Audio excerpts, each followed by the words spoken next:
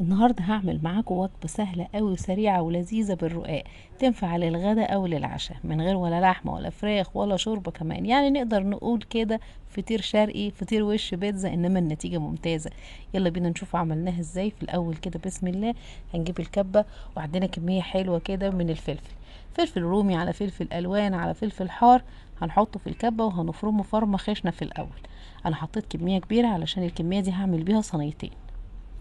هديهم فرمة كده خشنة. بعد كده هنزل بثلاث شرايح جبنة رومي، ممكن نزود شوية صغيرين من الجبنة البيضة وشوية من الزيتون المخلي. هضيف جبنة بيضة تاني بس مش دلوقتي علشان انا مش عايزة افرمها جامد وتبقى ناعمة قوي. بعد ما فرمت فرمة كمان بسيطة، زودت باقي مقدار الجبنة. والمقادير هنا حسب الرغبة، يعني ممكن نزود حاجة او نقلل حاجة. بعد ما فرمنا هنبتدي نحضر صينية الفطير او صينية الرقاق بحشو الجبنة. هجيب الصينية اللي هي مقاس 30 وهحط فيها 3 معالق كبار سمنة، وممكن سمنة على زيت. هوزع السمنة كويس قوي. بعد كده عندي 6 رقاقات، كل صينية هحط فيها 6 قطع بس. الرقاق ناشف زي ما انتوا شايفين. تحت الحنفية كده هشغل المية بسيط وهبل الرقاق من الناحيتين بالمية. وبعد كده برشة سمن بسيط هدهن اول ورقة، وتاني ورقة برضو تحت المية هديها بلة من غير شوربة كده ومن غير مرقة ومن غير اي حاجة. هخلص ال3 ورقات الاولانيين وهدهن ما بين كل واحدة والتانية فرشة بسيطة كده من السمنة.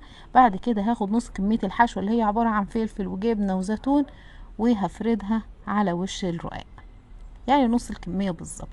بعد كده هنا هزود جبنة موتزاريلا، وممكن نزود جبنة تشيدر زي ما احنا بنحب، وممكن ما نحطش خالص. يعني حشوة النهاردة على قد ما هي بسيطة بس طعمها لذيذ، ودايما انا بعتمد على الحشوة دي في كل حاجة، مع الرقاق ومع الجلاش ومع السمبوسة ومع الفطير ومع كل حاجة، بتديني نتيجة ممتازة. هكمل باقي دهن ال3 ورقات الفاضلين او ال3 رقاقات الفاضلين، وهركن الصينية على جنب شوية على ما ارص الصينية التانية. بعد كده هرجع لها هلاقي ان الرقاق طري واخد وضعه كده وهبط في الصينيه، والوش برضو شرب الميه وبقى طري. هدهنه دهنه سمنه بس هكتر السمنه شويه. بعد ما اوزعها بالفرشه على الوش هحط بقى جبنه موتزاريلا او جبنه تشيدر او جبنه رومي مبشوره على حسب الرغبه. انا عندي جبنه موتزاريلا فهحط شويه على الوش. وبعد ما هوزع الجبنه هحط شويه من الزيتون.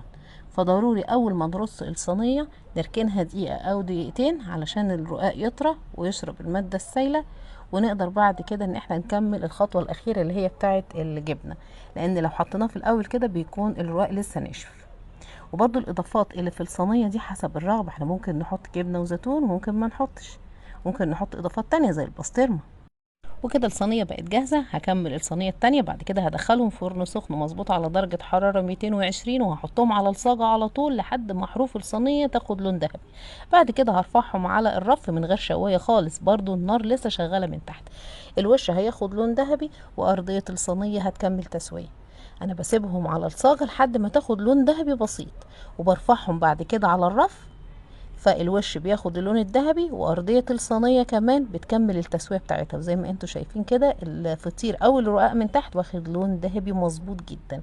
نقطعه بألف هنا. هنعمل اسهل واسرع فطير شرقي او رقاق بحشو الجبنة او فطير بوش بيتزا، سميها زي ما تسميها. المهم وجبة غدا او عشاء سهلة وسريعة ومش مكلفة وطعمها لذيذ، وان شاء الله لما هتجربوها هتعجبكم جدا جدا وتعملوها باستمرار. والسلام.